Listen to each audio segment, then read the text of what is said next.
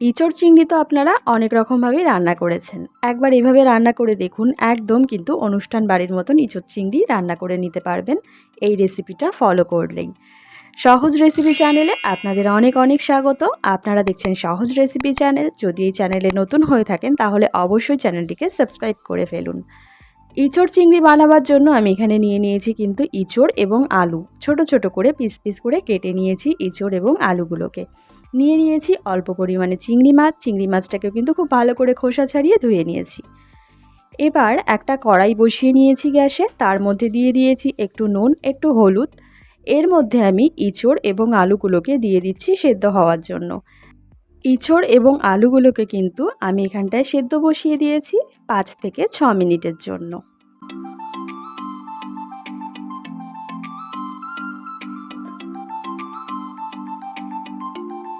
এখানে আমার ইঁচড়গুলো কিন্তু সেদ্ধ হয়ে গেছে। এবার আমি একটা ছাঁকনির সাহায্যে ইঁচড় এবং আলুগুলোকে আলাদা আলাদা করে তুলে নেব।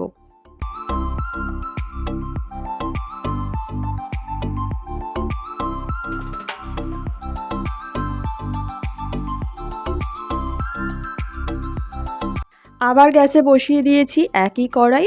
কড়াইয়ে নিয়ে নিয়েছি সর্ষের তেল। সর্ষের তেলটা গরম হয়ে গেলে আমি কিন্তু এখানে প্রথমে ইঁচড়গুলোকে ভেজে নিচ্ছি। এঁচড় এবং আলু দুটো কিন্তু আমি আলাদা আলাদা করে পাত্রে তুলে নিয়েছিলাম। এখানে কিন্তু আমি প্রথমে ইঁচড়টাকে ভেজে নিচ্ছি। ভাজা হয়ে গেছে, আমি কিন্তু ইঁচড়গুলোকে তুলে নিচ্ছি। এই একই তেলে আমি কিন্তু এরপরে আলুগুলোকেও ভেজে নেব। ইঁচড় আর আলু আপনারা একটু কষ্ট করে বেছে নিয়ে আলাদা আলাদা করে ভাজবেন, তাহলে কিন্তু ভালো ভাজা হবে। দুটো একসাথে দিলে কিন্তু ভাজাটা ভালো হবে না। এখানে আমার আলুগুলোও কিন্তু ভাজা হয়ে গেছে। আলুগুলোকে তুলে নিচ্ছি। এই তেলের মধ্যে আমি আরেকটুখানি তেল ঢেলে দিয়ে এর মধ্যে কিন্তু আমি চিংড়ি মাছগুলোকে দিয়ে দিচ্ছি। চিংড়ি মাছগুলোকে 1 থেকে 2 মিনিটের জন্য একটু নেড়ে চেড়ে ভেজে তুলে নেব। চিংড়ি মাছ কিন্তু একেবারেই বেশিক্ষণ ভাজার কোনো প্রয়োজন লাগে না। দেখুন এখানে কিন্তু আমি 1 থেকে 2 মিনিটের মধ্যে চিংড়ি মাছগুলোকে আমি কিন্তু তুলে নিচ্ছি, এরকম হালকা হালকা ভেজে।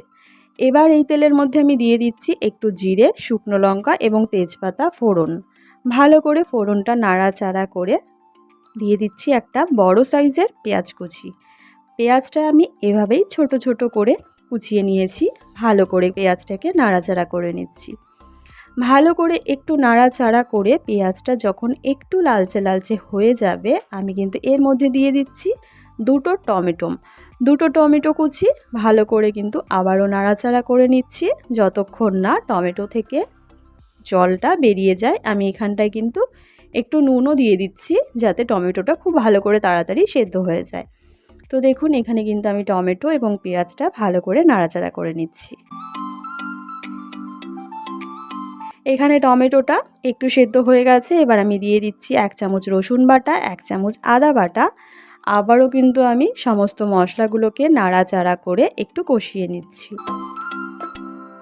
এবার আমি দিয়ে দিচ্ছি কিছু বেসিক গুঁড়ো মশলা, যেমন হলুদ গুঁড়ো, লঙ্কার গুঁড়ো, জিরের গুঁড়ো এবং ধনের গুঁড়ো। আমি কিন্তু সমস্ত গুঁড়োগুলোকে 1 চামচ করে দিয়েছি। এবার কিন্তু ভালো করে আবারও নাড়াচাড়া করে নিচ্ছি। ভালো করে সমস্ত মশলাগুলোকে 1 থেকে 2 মিনিটের মতন কষিয়ে নিচ্ছি। এখানে আমি দিয়ে দিচ্ছি 1 চামচ গোলমরিচ গুঁড়ো। আবারও কিন্তু সমস্ত মশলাগুলোকে যতক্ষণ না তেলটা ছেড়ে আসছে ততক্ষণ অবধি কিন্তু কষিয়ে নিচ্ছি। তো দেখুন এখানে কিন্তু খুব ভালো করে মশলা থেকে তেলটা ছেড়ে এসছে। এবার আমি আগে থেকে ভেজে রাখা ইঁচড় এবং আলুগুলোকে দিয়ে খুব ভালো করে কিন্তু সমস্ত মশলার সাথে মাখিয়ে নিচ্ছি। এখানে নাড়াচাড়া দিয়ে একটু জল ব্যবহার করছি। এরকম যদি একটু শুকিয়ে যায় মশলাটা, তাহলে একটু জল ব্যবহার করে নেবেন, তাহলে কিন্তু মশলাটা পুড়ে যাবে না। এখানে খুব ভালো করে আমি কিন্তু সমস্ত মশলার সাথে এঁচড় এবং আলুগুলোকে কষিয়ে নিচ্ছি কিছুক্ষণের জন্য। বেশি একটা কষানোর দরকার নেই, 3 থেকে 4 মিনিট কষিয়ে নিয়েই কিন্তু আমি এখানটায় একটু একটু করে জল ব্যবহার করব। আলু এবং এঁচড়টা যেহেতু আগে থেকে সেদ্ধ করা, তাই জন্য কিন্তু এখানটায় খুব বেশি সময় কষানোর দরকার লাগে না। তো দেখুন এখানে কিন্তু আমি অল্প অল্প করে এভাবেই কষিয়ে নিয়ে আমি কিন্তু এখানটায় পরিমাণ মতন জল দিয়ে দিলাম। এখানে পরিমাণ মতো জল দিয়ে ভালো করে আমি নাড়াচাড়া করে নিচ্ছি।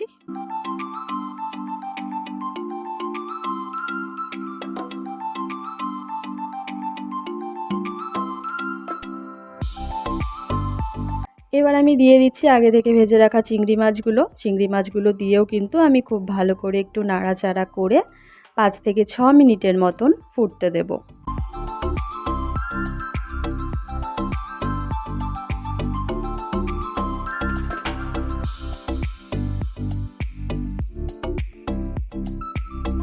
এখানে কিন্তু আমার তরকারিটা অলমোস্ট হয়ে গেছে। আমি ওপর থেকে 1 চামচ গুঁড়ো গরম মশলা, একটা চেরা কাঁচা লঙ্কা এবং একটু ধনেপাতা কুচি দিয়ে ভালো করে নাড়াচাড়া করেই কিন্তু এঁচোড়ের তরকারিটা নামিয়ে নিচ্ছি বা এঁচোড় চিংড়িটা নামিয়ে নিচ্ছি।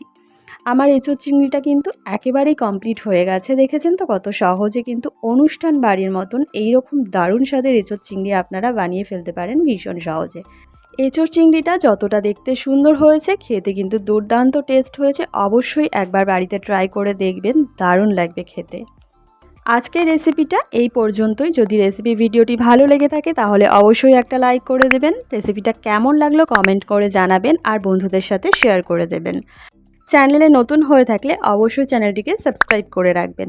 আচ্ছা, আপনারা রেসিপি তো দেখেন, সাবস্ক্রাইবটা কেন করেন না বলুন তো? এমনটা করবেন না প্লিজ। আপনাদের একটা সাবস্ক্রিপশান আমাদের জন্য কিন্তু অনেকটা মূল্যবান, তাই সাবস্ক্রাইবটা অবশ্যই করে রাখবেন। দেখা হচ্ছে নতুন কোনো রেসিপি ভিডিওর সঙ্গে। ততক্ষণ ভালো থাকবেন, সুস্থ থাকবেন আর অবশ্যই সঙ্গে থাকবেন। ধন্যবাদ।